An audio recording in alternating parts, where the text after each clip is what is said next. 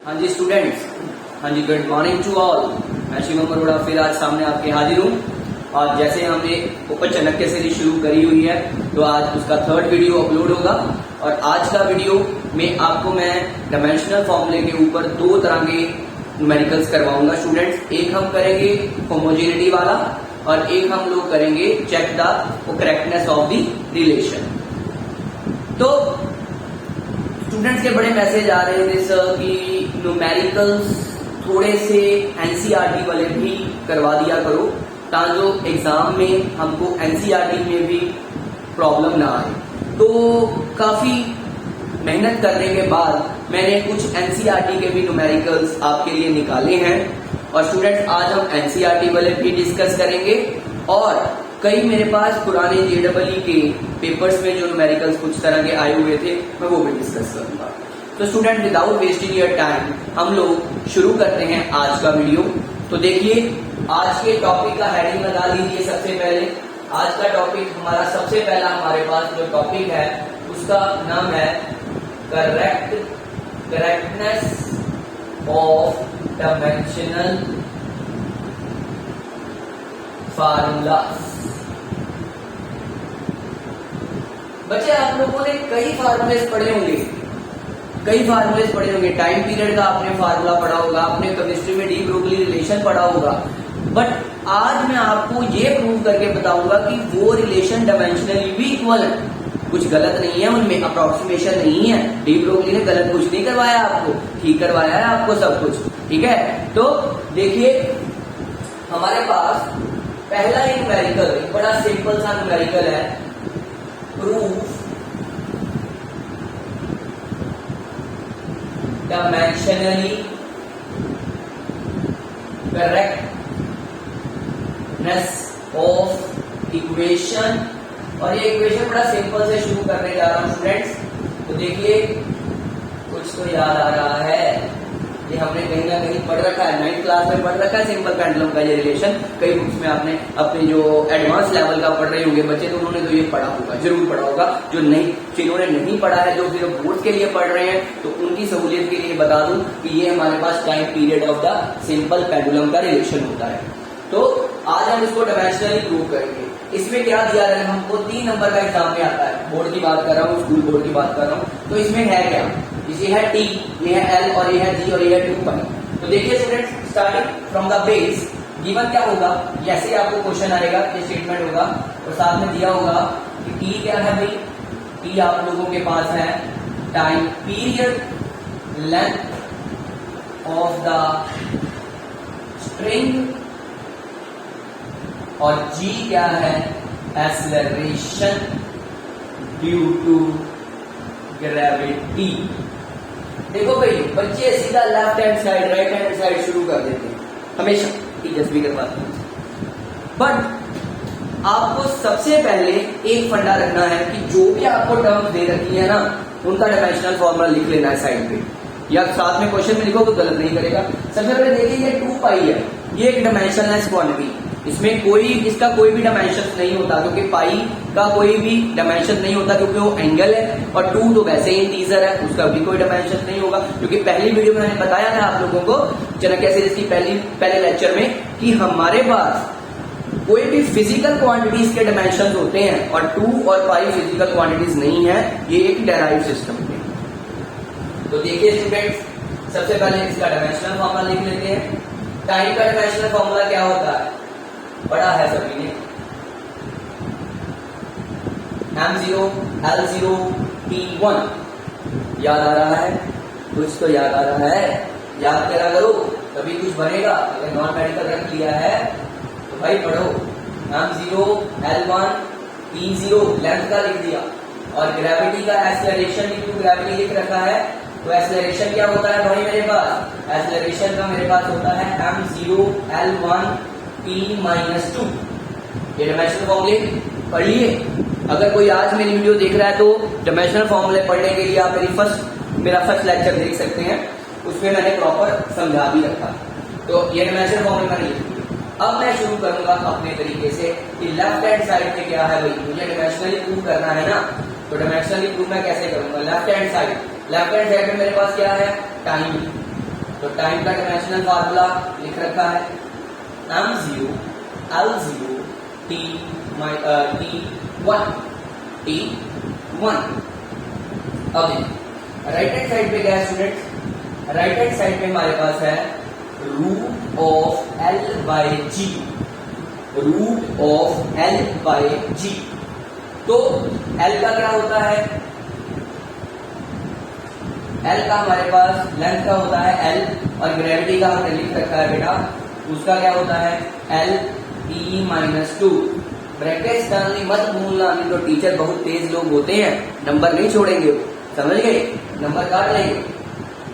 तो l के साथ l कट गया, तो ये e का इनवर्स था -2 था, उसको ऊपर लेके जाएंगे तो ये हो जाएगा 2। और आपको मैथमेटिक्स में तो सभी बच्चे होशियार ही होते हैं, कुछ बायो वाले होते हैं, तो उनके लिए बता रहा हूँ, रूट के साथ स्क्वायर कट जाएगा और आप लोगों के पास बच जाएगा t।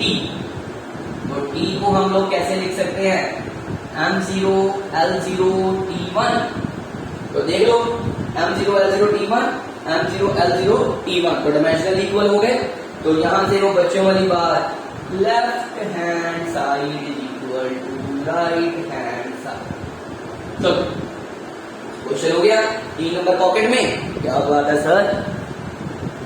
और अब ये सबसे पहले आप लोग इसको उतार लीजिए, कॉपी पेन निकाल के उतार लीजिए जल्दी जल्दी, फिर हम एक ही टाइप का थोड़ा सा लेवल बढ़ा के क्वेश्चन एक डिस्कस करेंगे।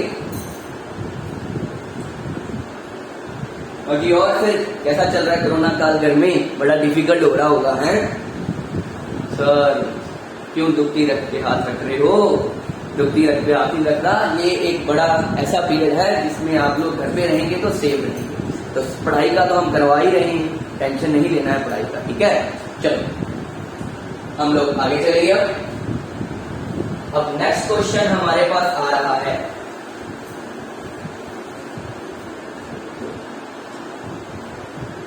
S is equal to ut plus half AT square. अरे सर ये तो 9th क्लास में करी थी इक्वेशन ऑफ मोशन, ये कहां ले आए, इसको भी डायमेंशनली प्रूव करके बताऊंगा भाई आप लोगों को। देखो बड़ा ध्यान से समझने वाला है ये। मैंने क्या बोला था, सबसे पहले क्या स्टेप है, सबसे पहले स्टेप है सभी के डायमेंशन लिख लेंगे। तो सॉल्यूशन में हमारे पास S क्या होता है, डिस्टेंस होता है ना, तो क्या आ गया m0 l1 t0, u क्या होता है, इनिशियल वेलोसिटी होता है, तो इनिशियल वेलोसिटी का क्या होता है, वेलोसिटी का m0 l1 t-1। उसके बाद आ गई टाइम पीरियड, टाइम पीरियड का क्या होता है भाई m0 l0 t1। और फिर आ गई एक्सेलरेशन, एक्सेलरेशन का भाईजान क्या होता है m0 l1 t-2। अभी ग्रेविटी है, एक्सेलरेशन ड्यू टू ग्रेविटी में भी लिखा था। तो जो बच्चे अभी नई वीडियो आज पहली बार देख रहे हैं, तो मैंने पहले बोला कि डायमेंशनल फार्मूलेस के लिए चाणक्य सीरीज की पहली वीडियो जरूर देख लेना, तो आपके न्यूमेरिकल बनते चले जाएंगे। तो देखिए सबसे पहले लेफ्ट हैंड साइड लिख लेते हैं। लेफ्ट हैंड साइड क्या है, इसमें लेफ्ट हैंड साइड में सिर्फ क्या है s, और s आपको पता है डिस्टेंस होता है, उसका डायमेंशनल फार्मूला होता है l। तो क्या लिख लेंगे m0 l1 और t क्या है बेटा 0 0। तो नेक्स्ट आ गया राइट हैंड साइड के ऊपर। अब पंगा पड़ने वाला है, ये डिफरेंट टाइप का न्यूमेरिकल है, ut plus half AT square. अब सर प्लस आ गया तो डायमेंशंस को प्लस करेंगे, नो, डायमेंशंस कभी प्लस नहीं होते हैं, बेसिस सेम पावर एडेड हो सकती है, डायमेंशंस कभी प्लस नहीं होते। तो क्या करना है, इसमें हम लोगों को ये करना है, इसको इंडिविजुअल सॉल्व करना है और इसको इंडिविजुअल सॉल्व करना है, मतलब इन दोनों के डायमेंशन इसके बराबर में आने चाहिए, इसका इंडिविजुअल डायमेंशन और इसका इंडिविजुअल डायमेंशन। ये बेटा आप ध्यान से देख लीजिएगा कि जब भी किसी भी रिलेशन में जो सी मर्जी डेरिवेशन देखिए आप, v equal to ut plus half AT square देख लीजिए आप, v square minus u square 2as करके देख लीजिएगा, उनके डायमेंशन इक्वल आएंगे, बट उनको प्लस नहीं करना है। मैं फिर से रिपीट कर रहा हूँ, बच्चे प्लस करेंगे बट प्लस नहीं करना। तो देखिए इसका पहला क्वेश्चन क्या था मेरे पास, ut था ना, u क्या है इनिशियल वेलोसिटी, क्या है टाइम पीरियड, तो लिख लेंगे क्या आ जाएगा m0 l1 t-1 और टाइम का क्या था t1। अब मैंने बोला ना बेसिस सेम पावर एडेड हो सकती है, तो बेसिस सेम पावर एडेड, ये -1 और ये -3 हो गया 0, वो आ गया m0 l1 t0, मतलब पहला तो प्रूव हो गया भाई कि मतलब s ut के बराबर में तो है। अब पंगा पड़ेगा इसके, तो ये देख लीजिए, इसको भी कर लेते हैं। इसमें क्या है, second part a t2 half तो कॉमन है, कांस्टेंट है, इसको निकाल दो बाहर। एक्सेलरेशन का क्या होता है, m0 l1 t-2 और टाइम का स्क्वायर था, तो आ जाएगा 2 बेसिस सेम पावर एडेड, 2 और -2 cancel it out and we are left with m0 l1 t0 and ये आपके पास डायमेंशन भी मेरे बच्चे बराबर हो गए। तो आपने ये देखा कि इसमें मैंने 2 पार्ट्स में सॉल्व किया। बच्चा एक पार्ट में कभी सॉल्व मत करना इस तरह का क्वेश्चन, क्योंकि जब भी अलजेब्रिक कोई भी आपके पास टर्म आ जाती है, मतलब प्लस माइनस डिवीजन, तो इसमें हमारे पास कभी भी एडिशन नहीं होती है डायमेंशंस की, उनको अलग अलग सॉल्व करना पड़ता। बात समझ गई? तो समझे, समझ लग गई होगी। तो कॉपी पेन निकाला होगा, जल्दी जल्दी उसको कॉपी कर लीजिए। एक और टाइप का न्यूमेरिकल करवा देंगे आपको, इसी टाइप के अंदर एक और सिस्टम ऑफ यूनिट वाला न्यूमेरिकल करवाता हूं, करिए।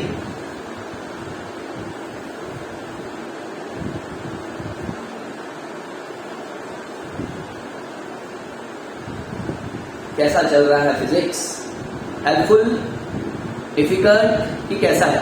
तो देखिए, फिजिक्स का जो सब्जेक्ट है ना बेटा, मैं एक बार फिर बोल रहा हूँ, फिजिक्स का जो सब्जेक्ट है वो बहुत इजी सब्जेक्ट है। कॉन्टिन्यूटी में रहिए, कॉन्टिन्यूटी में मेहनत करते रहिए और फिजिक्स तो फिजिकल एजुकेशन बन जाएगा, फिजिक्स तो मदर टंग बन जाएगा। बोल रहा हूँ, सच बोल रहा हूँ। यही आप 1 साल के बाद मुझे बोलोगे, इस सीरीज के बाद ही बोलोगे सर पहला चैप्टर तो आ गया समझ, अब दूसरा बनाइए। तो मैं बनाऊंगा आपके लिए, प्रॉपर मेहनत कर रहा हूँ। नोट्स वगैरह भी मैं अपनी साइट के ऊपर अभी अपलोड करने जा रहा हूँ बहुत जल्दी, तो आप लोग इसको जरा नोट कर लीजिए।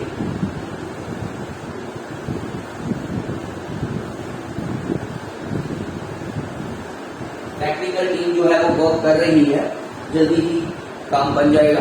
तो देखिए स्टूडेंट्स, हमारे पास लैम्डा जो है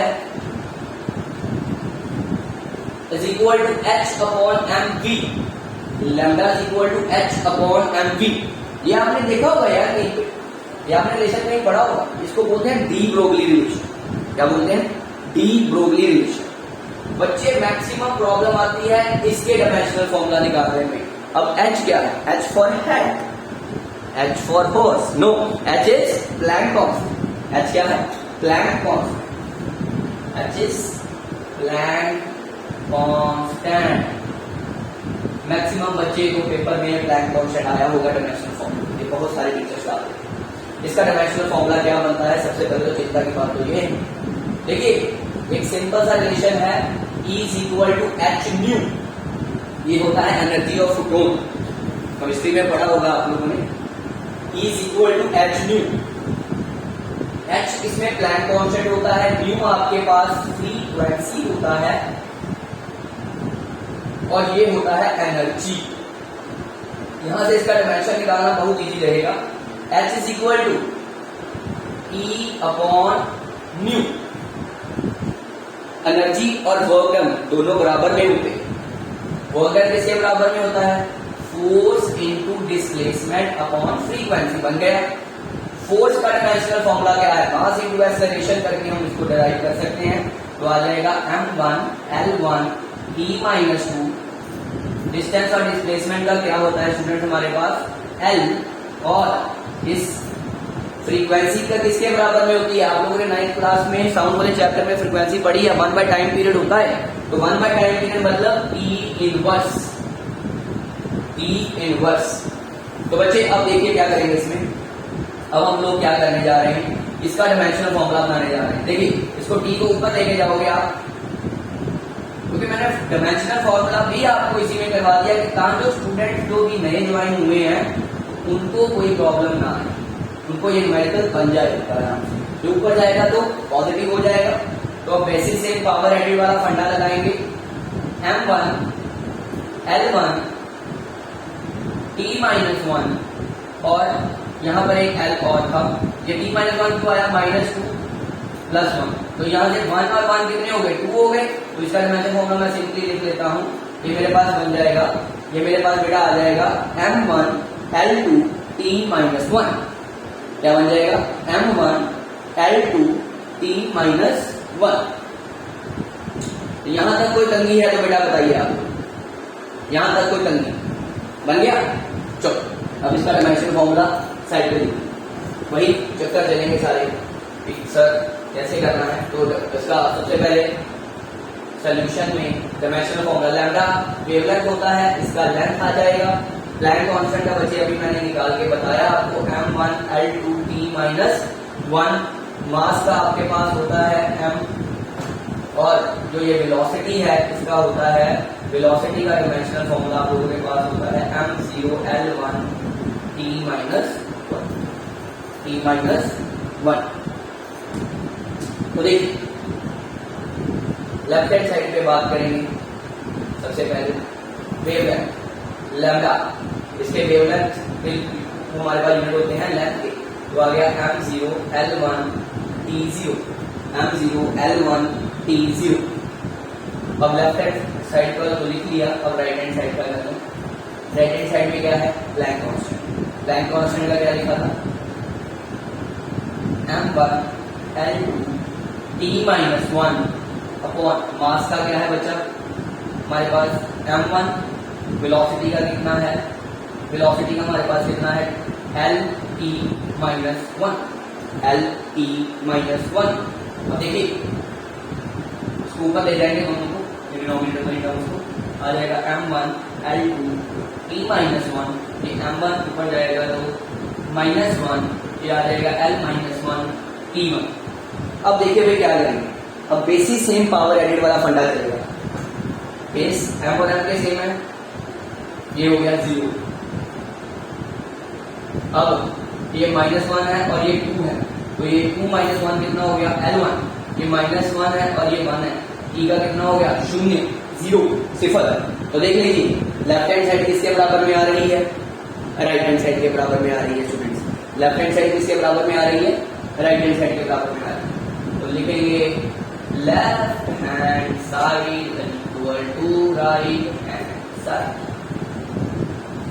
न्यूमेरिकल बन गया, न्यूमेरिकल बन गया, न्यूमेरिकल बन गया, समझ लग गया, नोट कर लीजिए, नोट कर लीजिए स्टूडेंट्स। चलो अब इसके बाद जैसे मैंने आपको वीडियो की शुरुआत में बोला था कि आज हम लोग 2 तरह के न्यूमेरिकल करेंगे, तो अब नेक्स्ट टाइप जो मेरे पास आ रही है, नेक्स्ट टाइप बेटा मेरे पास आ रही है deriving the relationship of physical quantity. कौन सा है, deriving the relationship between physical quantities, deriving the relationship between the physical quantity। इसका एक सिंपल सा न्यूमेरिकल आपको मैं करवाऊंगा, इससे ही सारे बन जाएंगे। देखिए अभी हम लोगों ने एक रिलेशन पढ़ा था, अभी हम लोगों ने एक रिलेशन पढ़ा था time period of the simple pendulum का। अब वो कैसे बनता है ना, वो मैं आपको बना के बताऊंगा, वही रिलेशन बनाऊंगा, स्टेटमेंट गिवन करी होगी। पहले हम लोगों ने डायरेक्टली उसको डायमेंशनली प्रूव किया कि हाँ भाई ठीक बना है सिंपल पेंडुलम का, गलत नहीं। अब मैं आप लोगों को स्टूडेंट ये बना के बताऊंगा कि ये एक्चुअल में जनरेट हुआ कैसे। तो देखिए बच्चों, सम नंबर 1 करने जा रहे हैं इसके बेस के ऊपर। एक न्यूमेरिकल इसका कर लेंगे ना तो आपका बन जाएगा, पर ध्यान से समझना। देखो क्या स्टेटमेंट एनसीईआरटी का, वो स्टेटमेंट में बोलता है जो time period of the simple pendulum है वो डायरेक्टली प्रोपोर्शनल किसके है, वो डायरेक्टली प्रोपोर्शनल मेरे पास आ रहा है लेंथ, मेरे पास आ रहा है मास, और मेरे पास आ रहा है जी। मेरे पास जो टाइम पीरियड सिंपल पेंडुलम का आ रहा है वो मेरे पास आ रहा है L, M और G। और आपको पता है कि जब भी हम सिंपल पेंडुलम का बात करते हैं तो ये इसको थोड़ा सा डिस्प्लेस करते हैं थ्रू एन एंगल से थीटा, तो इसमें थीटा भी आएगा, इसमें थीटा भी आएगा। तो अब इसको थोड़ा सा रीअरेंज कर लें तो कोई चक्कर नहीं लगेगा। यहाँ पर आ जाएगा M, L, G और थीटा, और इसकी सबस्क्रिप्ट पावर लिख लेते हैं। M की पावर A, L की पावर B, G की पावर C और D की पावर, और थीटा की पावर D, थीटा की पावर D।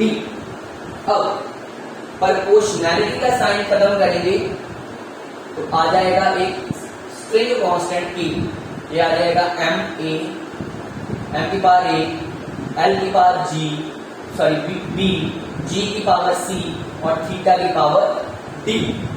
ये आपके पास पावर। अब क्या करना है सर, बता दो क्या करना है।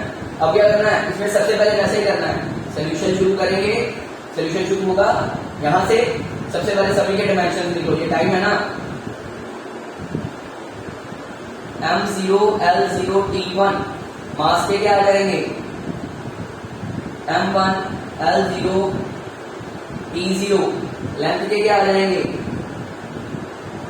M0, L1, T0 ग्रेविटी के क्या आ जाएंगे, acceleration due to gravity M0, L1, T-2। Theta तो वैसे डायमेंशनल है, एक डायमेंशनलेस क्वांटिटी, क्योंकि मैंने अभी आपको बोला था ना 2 पाई भी तो एंगल ही है 360 डिग्री, तो थीटा भी तो एंगल है, उसका कोई भी डायमेंशन नहीं होता।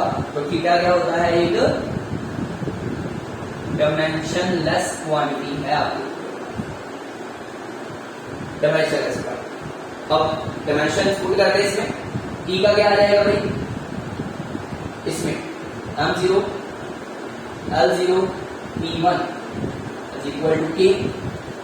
उसके बाद मास का क्या है, M की पावर A, M की पावर कितनी थी, A। L का कितना है, L की पावर B।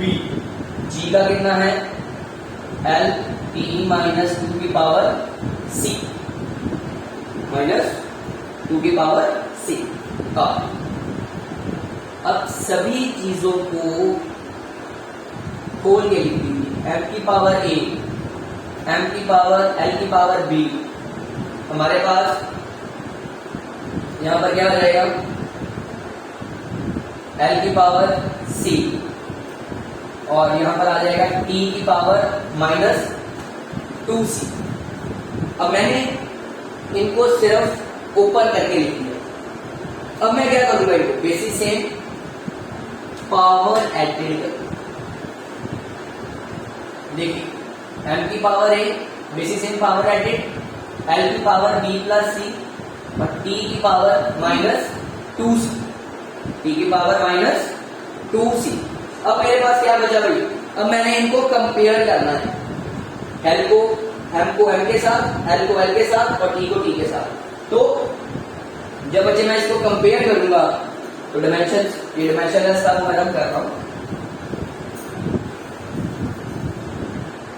आज ना नीचे नहीं हो रहा है, पता नहीं पीठ में बड़ी दर्द आ रही, इसलिए मैं ऊपर लिख रहा हूं, ठीक है, इसलिए मैंने नीचे नहीं लिखा, जस्ट किडिंग। चलो, तो M को M के साथ करेंगे तो A कितना आ गया, A का कितना आ गया 0, B प्लस C कितना आ गया 0, -2, C किसके बराबर में आ गया भाई 1 के बराबर।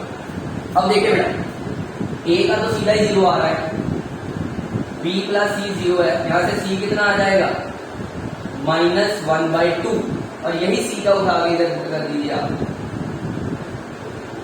तो B कितना आ जाएगा 1/2, B कितना आ गया 1/2। अब A 0, B 1/2 और C है आपके पास -1/2। ये 3 ब्रह्मास्त्र हैं और इनको उठा के यहां पर इस फार्मूले में लैंड करवा दें।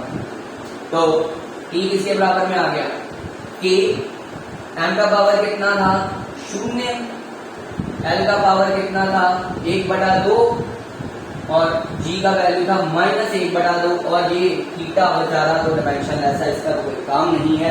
चलो भाई साहब चलो चलो, तो क्या आ गया m का पावर 0 था उसका आ गया 1, एनीथिंग रेज़ टू 0 1, l का पावर 1/2, g का पावर -1/2, इसको नीचे ले जाओ ये पॉजिटिव हो जाएगा। अब दोनों के रूट 1/2 है तो उनको मैं रूट में लिख सकता हूं क्या, और ये मेरे पास आ गया t = k रूट l/g और k का वैल्यू कांस्टेंट है तो इसको मैं 2 पाई कर सकता हूं क्योंकि 360 डिग्री एंगल पे इसको करते हैं। तो हमारे पास t का फार्मूला क्या बन गया प्यारे बच्चों 2 पाई रूट ऑफ